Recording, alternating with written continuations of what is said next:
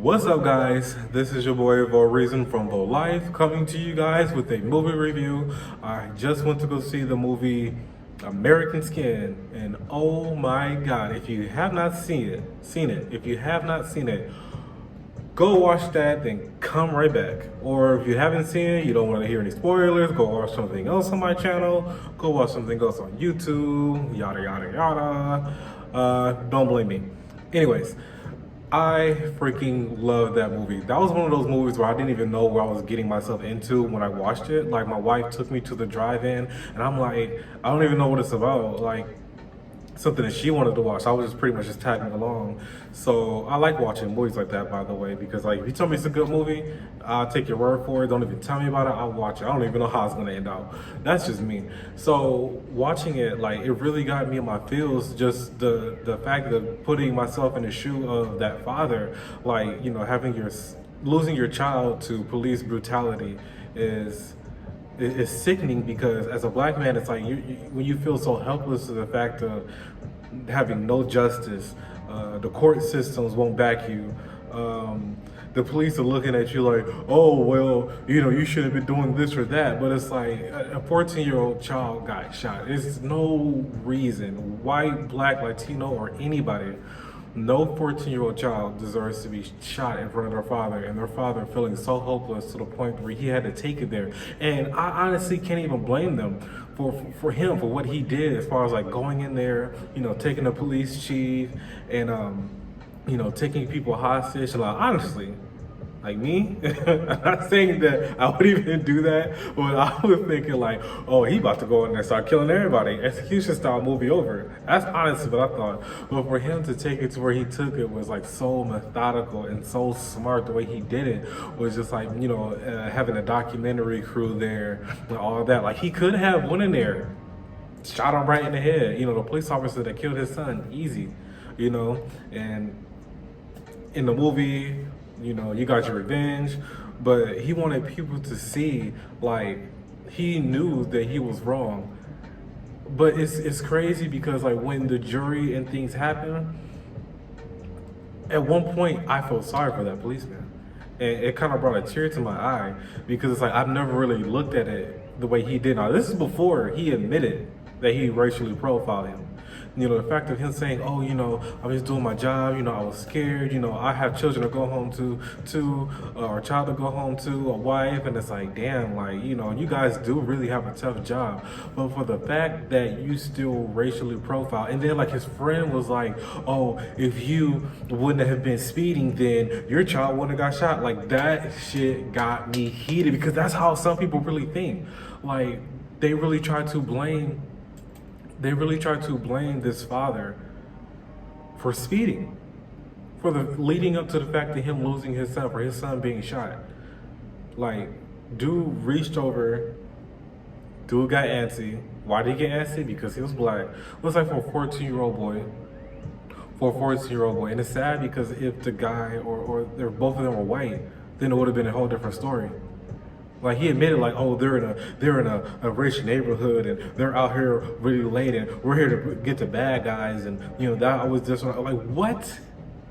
Like, that's sad, because that's what people really be thinking, like cops really think. So it's like, it's just a sad reality, like how people and cops are just programmed to be racist, and they don't even look at it like it's racist. Like, oh, we're just racially but then when it comes to us losing our lives, like, I have daughters, and for me, because I am a black male, so it's like, it gets crazy out here for me as well, even for my daughters. But for a black male and having a son, like, that's just a whole different ball game. Like, you get to the point where you don't even know if they're gonna make it home okay, because they're getting racially profiled. Like, they can't even be themselves. And it's like, it's sad, because he took his son and put him in a good school, which was a good neighborhood, to be away from all that crazy stuff.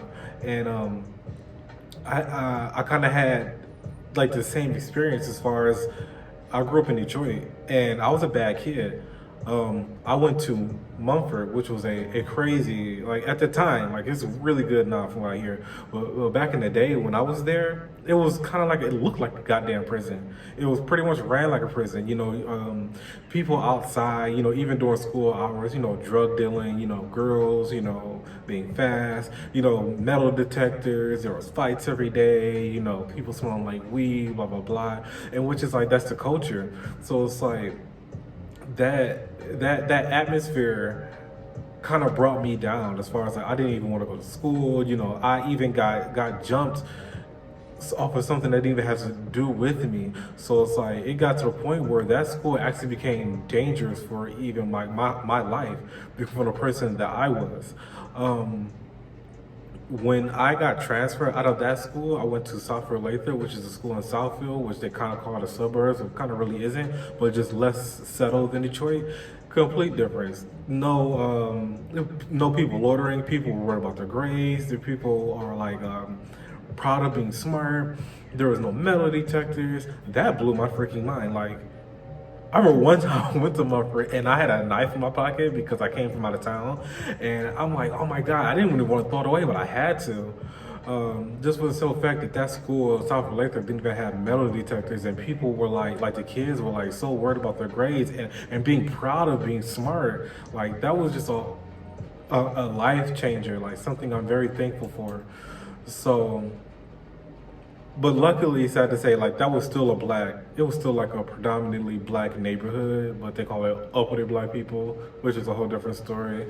But overall, I don't want to talk too much about Babylon, but if you haven't seen that movie, or go see it. And if you guys have seen it, like, what's your opinion of the movie? Like, to me, honestly, that was a great movie, like mind blowing.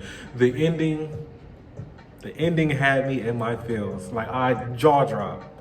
Everything that he talked about, like, it was crazy. Now, I think my favorite part was two favorite parts. Of course, like when the young boy finally spoke his mind, but then the jury part where everybody was able to talk amongst themselves, and you got to really see how other people felt, from like white women, policemen, a Latino policeman, the black male, a Muslim guy, all that. Like, it was just crazy to see how people really think, because it's like that's how people really think. I really wonder how they put that movie together. Like, it couldn't just been from one person, because of course one person is just from their own narrow-minded perspective or perception. So I really wonder how they put that movie together. But I can't remember the guy's name who made that movie, but from what I hear, he made Birth of a Nation. I actually want to watch that too. But like I said, I'm not going to make this too long. I love the movie. Mind-blowing. Very good movie that can make you think and put up a really great discussion. Like, because when it came to at the end, like when it came to his life being on the line, it's like, dang, like he was wrong, but do you really want his life to be gone? And it's like how the young boy said, it's like, but look how we've been treated for all these years. So it's like, if it really takes this guy's life to make everyone see what we've gone through, because yeah, we're tired of being racially profiled. We're tired of dying over nothing. We're tired of losing our children, our parents, and the justice system not even giving us any kind of justification, no gratification, nothing. Like, go home another day, they're back in their job. I mean, look at Breonna Taylor.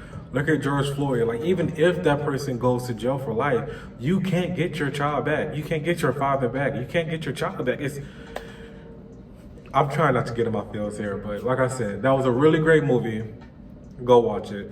Let me know what you guys think in the comment section. Hope you guys are staying well, staying safe, staying out of trouble, staying positive, and staying woke. Peace.